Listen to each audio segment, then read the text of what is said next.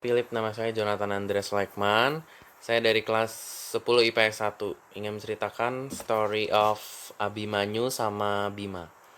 Jadi, Abimanyu itu adalah seorang tokoh dalam Wirakarita Mahabharata. Ia adalah putra Arjuna dan Subadra. Dalam Wirakarita Mahabharata ditetapkan bahwa Abimanyulah yang akan meneruskan Yudhistira sebagai pewaris tahta. Riwayat dituturkan sebagai pahlawan yang tragis. Ia gugur dalam pertempuran besar di Kurukshetra sebagai salah satu kesatria. Seorang putra bernama Parikesit yang lahir tak lama setelah ia gugur. Menurut mitologi Hindu, Abimanyu adalah inkarnasi Warcasa, putra Dewa Bulan. Ia membuat perjanjian bahwa putranya tinggal di bumi hanya selama 16 tahun, sebagaimana ia dapat menahan perpisahan dengan putranya. Abimanyu berusia 16 tahun saat terbunuh dalam pertempuran.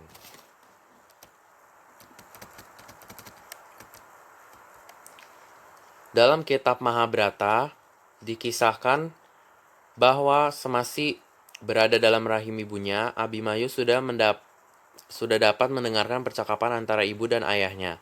Mahabharata menjelaskan bahwa dari dalam rahim, ia bisa menguping pembicaraan Arjuna yang sedang mengajar Subadra tentang suatu informasi memastikan yang sulit ditembus bernama Cakravyuha.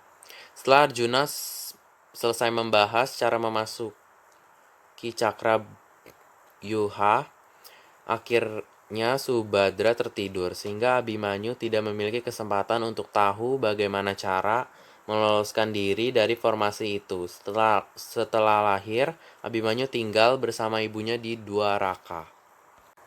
Bima adalah seorang tokoh protagonis dalam Wirakarta Mahabharata. Ia merupakan putra Kunti dan dikenal sebagai tokoh Pandawa yang kuat. Selalu bersifat kasar dan menakutkan bagi musuh, walaupun sebenarnya berhati lembut.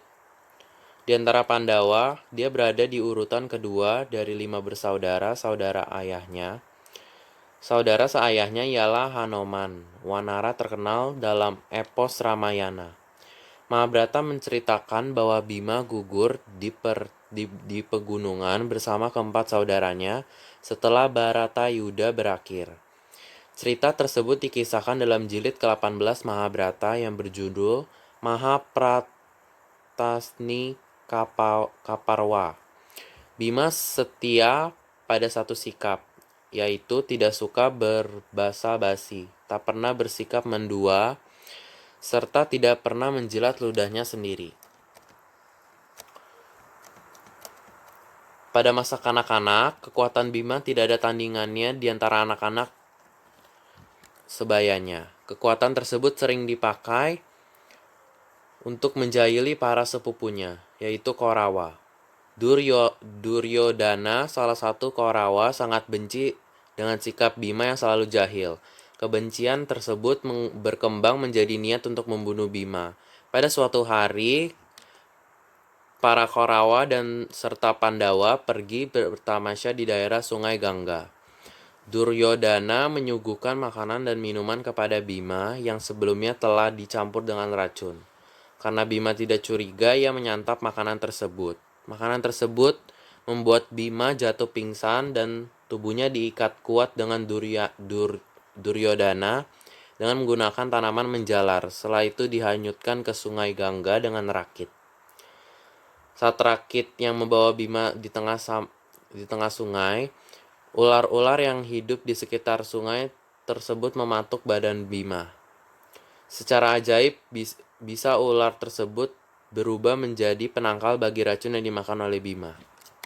Menurut saya yang menarik itu dari Abimanyu itu arti namanya dia. Terdiri dari 2 kata Sanskerta, yaitu Abi, berani, dan Manyu itu tabiat.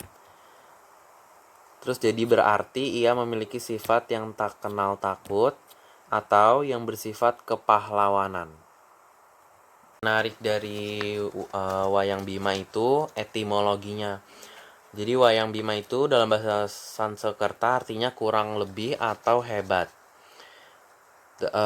Dahsyat, mengerikan. Nama lain Bima yaitu Wure Kodara dalam ahli aksara bahasa Sanskerta, dieja Veerkothara artinya perut serigala dan merujuk kegemaran makan. Nama julukan yang lain adalah Bima Sena yang berarti panglima perang. Jadi itu yang menarik menurut saya dari wayang Bima dan Abimanyu. Terima kasih sudah mendengarkan storytelling dari saya. Mohon maaf jika ada tutur kata yang kurang berkenan. Sekian, terima kasih.